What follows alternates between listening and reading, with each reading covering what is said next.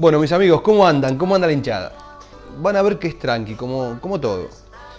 Cuando hablamos de abdomen, hablamos de un continente y de un contenido.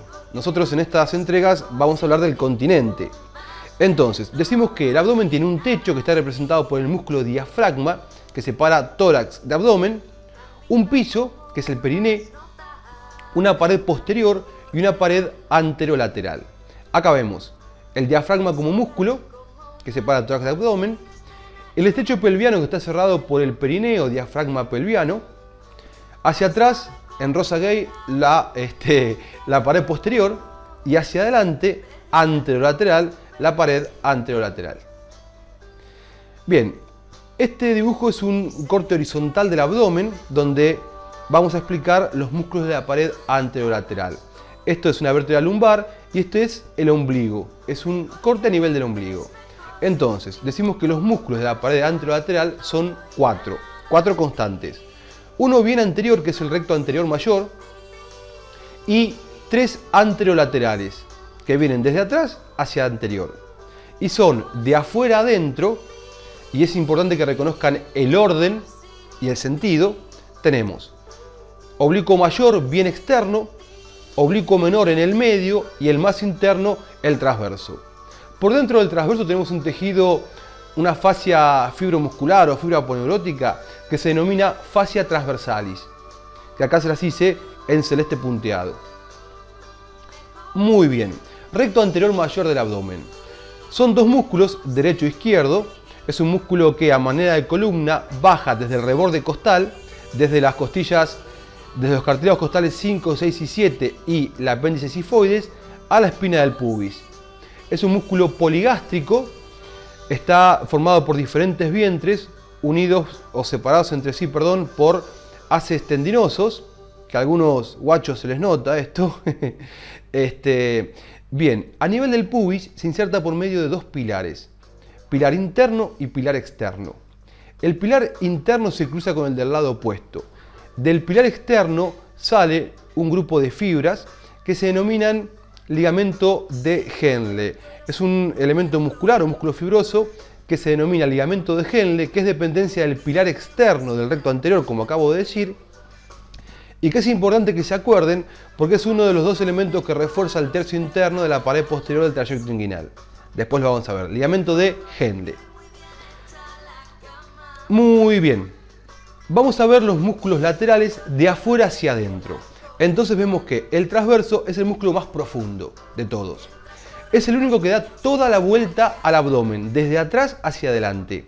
Y se inserta aproximadamente en el tercio externo de la cintilla iliopubiana, que en este dibujo posterior no se puede ver, la cresta ilíaca, las apófisis transversas a las vértebras lumbares y las 6 últimas costillas del lado de adentro. Y de ahí va a encontrar su inserción distal. En su inserción costal, en las 6 últimas costillas, se interdigita con el músculo diafragma y forma lo que constituye la interdigitación torácica interna.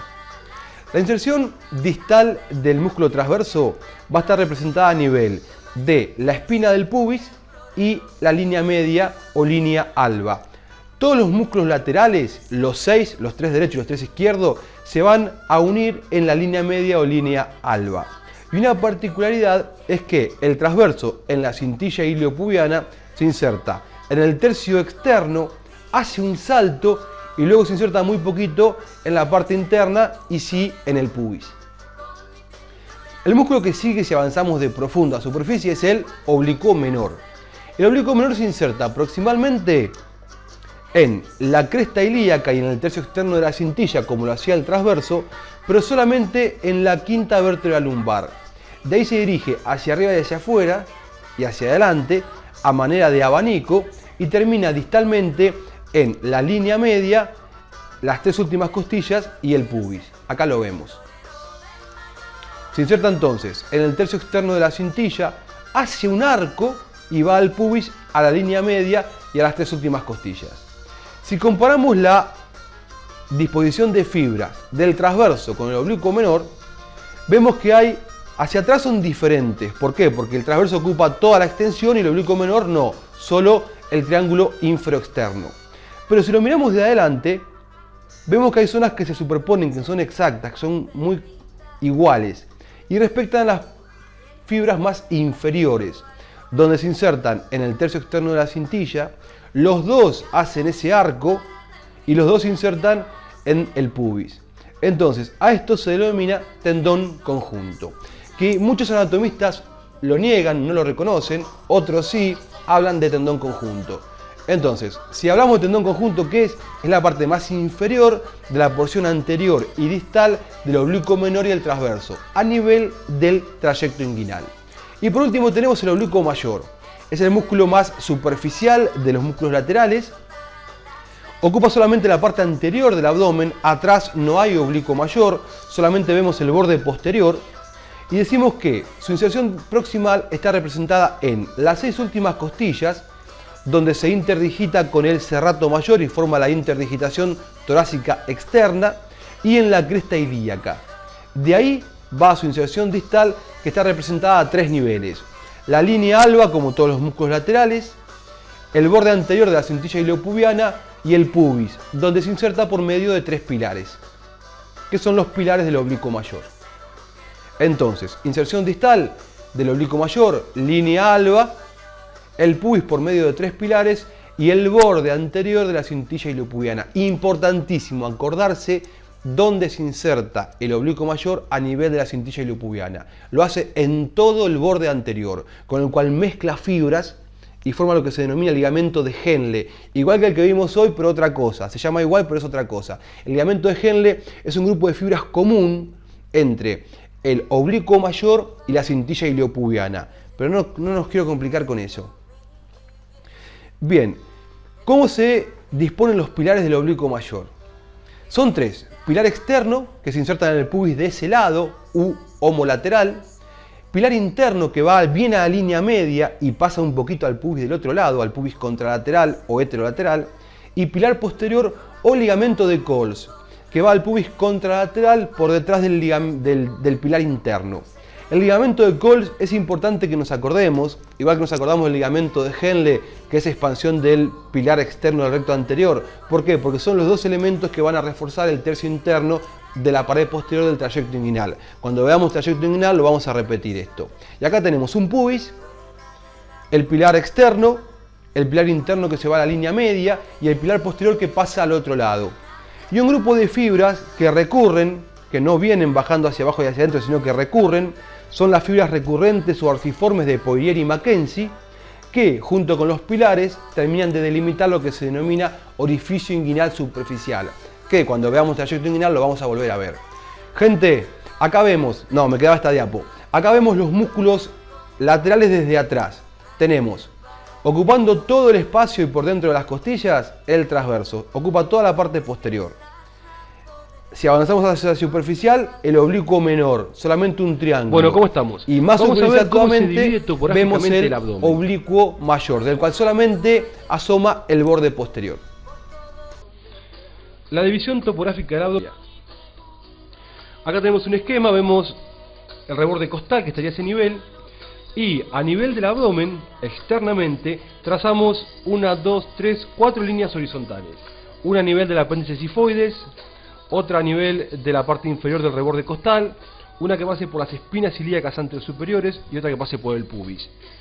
Estas 4 están cortadas por 2 medioclaviculares verticales y se me delimitan de esta forma 9 cuadrantes. Los hipocondrios derecho e izquierdo en los cuadrantes superiores y periféricos y el epigástrico o epigastrio en el medio. Los flancos derecho e izquierdo de la región mesogástrica o umbilical, las 2 fosas ilíacas derecha e izquierda y el hipogastrio. Estos son los 9 cuadrantes que forman lo que es la división topográfica del abdomen cerrado. Entonces, ¿qué órganos tenemos en cada uno de estos cuadrantes muy a grosso modo? Vemos que el hígado, la gran glándula hepática, va a dominar los 3 cuadrantes superiores. El hipocondrio derecho, el epigastrio y el hipocondrio izquierdo. La cola del lóbulo izquierdo del hígado llega hasta el hipocondrio izquierdo. Pero en realidad decimos que el verdadero nicho del hígado es el hipocondrio derecho. Después encontramos A nivel del hipocondrio izquierdo, el vaso, con Z y B larga, principalmente el vaso. Y después tenemos el estómago. El estómago va a tener toda su porción vertical contenida en el hipocondrio izquierdo y su porción horizontal en el epigastrio. El complejo duodeno-páncreas va a coronar el mesogastrio.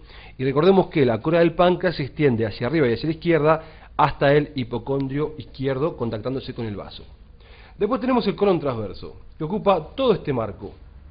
Va a estar localizado a todo este nivel. En todo el colon ascendente, colon transverso, colon descendente, iliopélvico y después el recto.